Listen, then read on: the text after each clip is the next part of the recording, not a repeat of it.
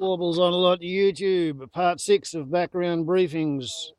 In total, you say you Murray-DarlingcBasin Catastrophe but Report. knowing, overnight, one of the currencies has plummeted in value. Yeah, that's right. We just don't know what that impact looks like on the ground. We've spent $8 billion taxpayer dollars so far. What has the Basin Plan really delivered? Remember, the Basin Authority says 2,107 gigalitres have now been recovered for the environment. Critics say it could be much less.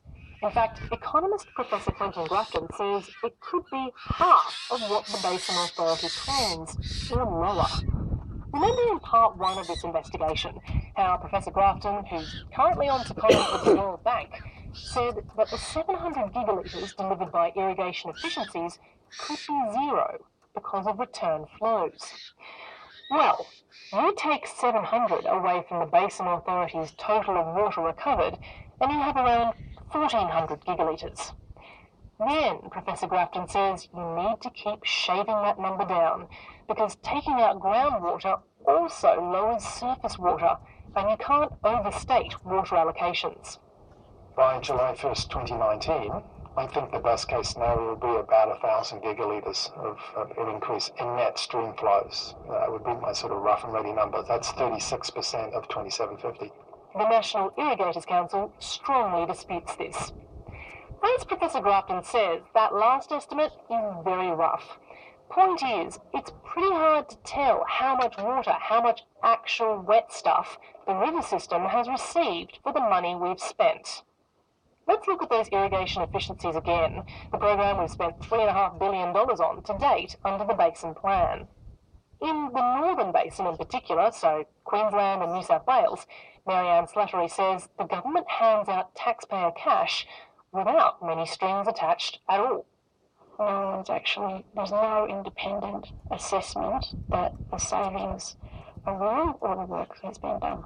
So there's no one on the ground checking whether there is actually water going back into the environment. That's right. We really want to make sure that the water you have on paper equals water in reality. So I asked the Chief Executive of the Murray-Darling Basin Authority, Philip Glyde, whether this is true. Who's checking, monitoring on the ground that there is water being returned to the river? I think you're misunderstanding the way in which the entitlements work, as far as I can see.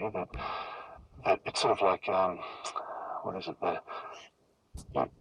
irrigator has a licence to use, say, in this example, say 100 megalitres, then with the Commonwealth Agreement, chooses to only use 90, and the 10, in essence, is purchased by the Commonwealth through investing in the infrastructure that realises these savings, and that 10 is given as an entitlement, a legal document that the environmental water holder then has. That's the check. That's, if I understand, you want to know that the water that is actually earmarked for the Commonwealth environmental water holder actually makes it. Yes, you're talking about the transfer of water on paper. I'm talking about actual water. Who is monitoring that actual water goes back into the system as a result of these projects? The monitoring is simply through the entitlement itself that's held by, now instead of being held by the irrigator, is held by the Commonwealth environmental water holder. The Commonwealth environmental water holder is like an account for all basin water bought for the environment. In that exchange, I'm pretty sure Philip Glyde and I are talking about different things. So I put Philip Glyde's responses to Marianne Slattery. When I asked the head of the Murray-Darling Basin Authority, Philip Glyde, about this, he kept saying that the check was the transfer of the entitlement itself. Well, that doesn't make any sense. And that's actually part of the problem, because creating a statutory water licence and handing that statutory water licence over to the Commonwealth environmental water holder is not a control check. That's creating a licence. It's creating a licence, but in that creation of that licence, nowhere is there a validation that that water exists. Is it a bit like currency? When you create water licences, are you artificially inflating a currency by just printing more notes? Yes, that's right. That's exactly right. A whole lot of statutory water licences have been created. And they are not underpinned by raw water, and that is exactly what is happening. You're printing money. Why are we printing money? Why doesn't the authority or the Department of Agriculture and Water Resources want to have an accurate picture of what we're doing with water? I think there's a lot of pressure on the bureaucrats to deliver the plan in full and on time. Remember at the start of all this, we talked about that term, the tragedy of the commons.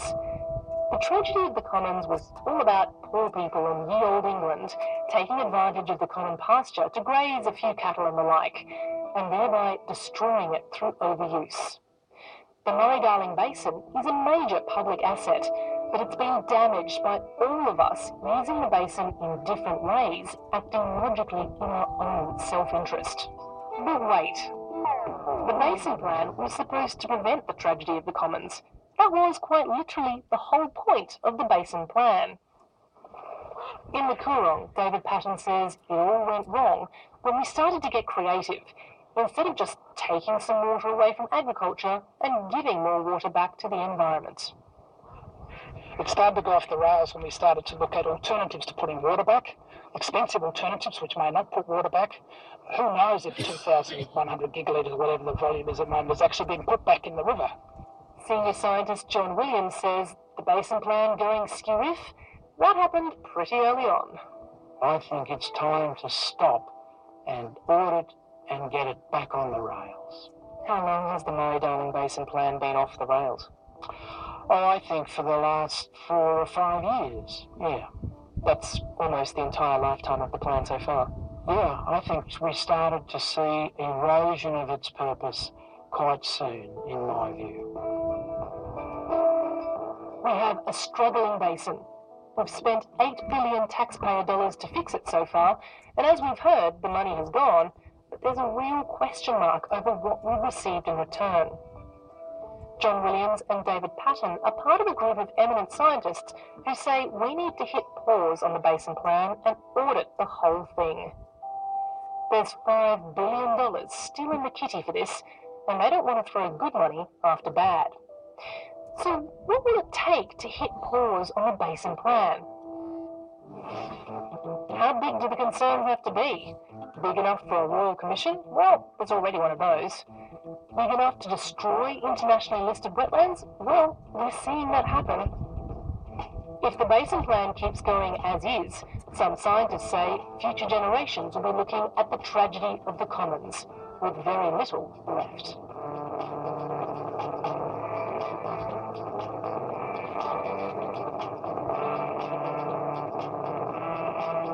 Background Briefing's sound producer is Lila Shinar. Our sound engineer this week is Judy Rapley. Fact-checked by Connie Aegis. Production by Brendan King and series producer Jess O'Callaghan. Our executive producer is Alice Brennan. I'm Sarah Dingle. Okay, well, I don't know how bad the soundtrack will be on that. I know it won't be particularly good. But, yeah, that's the 6-part version of Background Briefing's 2-part investigation into the Murray-Darling Basin Commission plan. So to recap, spool it back to the days when the Rudd-Gillard Labor government was in power, when Gillard was the Prime Minister and Tony Windsor was my local Member of Parliament, and he was an independent MP, and he sort of had the balance of power in the lower house. He was chairing the Murray-Darling Basin Commission. And he had lots of good intentions, and as we learned last week, from the very get-go, they failed to quantify what the return flows were. They didn't pay any attention to the fact that under the old system, you sucked water out of the river, put it in a ditch, diverted the ditch off to water your paddocks, and half the water leaked out of the ditch and went back to the river, back to the environment as a return flow. So they've spent $8 billion of taxpayers' money leak-proofing the irrigation system, so now nothing leaks. There's no return flow, and the farmers get to keep half of what they've saved and just irrigate more country, which means that they are making the salinity problem worse. Because any time that irrigation exceeds precipitation, then salination is inevitable, because river water is saltier than rainwater. So you keep sucking salty water out of the river and pouring it on your paddock until nothing will grow there. Meanwhile, the environment has lost 25% of what it used to get back in return flows. And in South Australia, a Liberal government has been returned, and they have just redefined the limits on unacceptability when it comes to protected species living in the wetland. They've now decided that it doesn't become unacceptable until 80% of your protected species are dead. So if you've got 4,000 rare and endangered twitty-peat birds, and suddenly 3,500 of them die, well, hey, you know, like 20% of them are still alive, so that's not unacceptable, according to the Liberals in South Australia managing the Coorong Basin. The Liberal National Party in Victoria and New South Wales and Queensland, they're coming up with all these bright-ass paper schemes to stop putting water back in the river for the environment so that they can have more for the irrigation farmers. The Senate's about to vote on whether the Basin plan continues or not, and all of the people want to white ant the Basin plan. They all want to undercut it. They all want to steal more water from the environment for their pet money-making project. And because the water doesn't bloody exist, it's paper water, it's hypothetical water, it's water that gets checked by looking at the memos on one person's desk and the files on another person's desk. It's not water that gets measured by anybody going out and looking in the river. Otherwise, the bloody dickheads in Sydney and Melbourne and Adelaide and Brisbane, they might have noticed that 3 weeks ago they held a friggin' cricket match on the bed of the Darling River, because that's how long it is since there's been any water out there. Okay, so there's no water in the river, and that means the water licenses are not worth the paper they're printed on. You can use them for toilet paper. So therefore, the mortgages of 70 to 75% of the little farmers in the irrigation basins are all under threat. So just at the same time, the housing bubble's about to collapse in the city, the land prices are about to collapse because there's going to be a whole lot of farms going on the market because they're all going to get sold up because they haven't got the assets to support their bloody loans. Meanwhile, there's no water in the river. Last month, I got 3.95 millimetres of dew and 12.3 millimetres of actual rainfall. We're going into a hot, dry winter. Last night, the temperature here was 7 degrees. It's the lowest I've had overnight minimum this year. So it's going to be a hot, dry winter with no water in the river. And the politicians are pushing the bureaucrats to tell the scientists to shut the fuck up because we want to make the paperwork, look as if there's a rescue plan going on for the river. But in actual fact, what we want to do is suck it dry and feed it to the irrigationists' bank accounts. And this is all because years ago, the politicians decided that what mattered was keeping the electorate happy rather than fixing the river. So the millennial drought didn't teach the bastards anything, because while the drought was on, they were really, really worried. As soon as the drought finished, they began to talk about plans to fix things, but they basically forgot how bad the drought was. And of course, here's another piece of cheerful news. Strange new way of defining cheerful. But here we go. The atmospheric carbon concentration, or carbon dioxide concentration, has just gone up through 410 parts per million. 410 parts per million of carbon dioxide in the air because we've been burning fossil fuels on an industrial scale.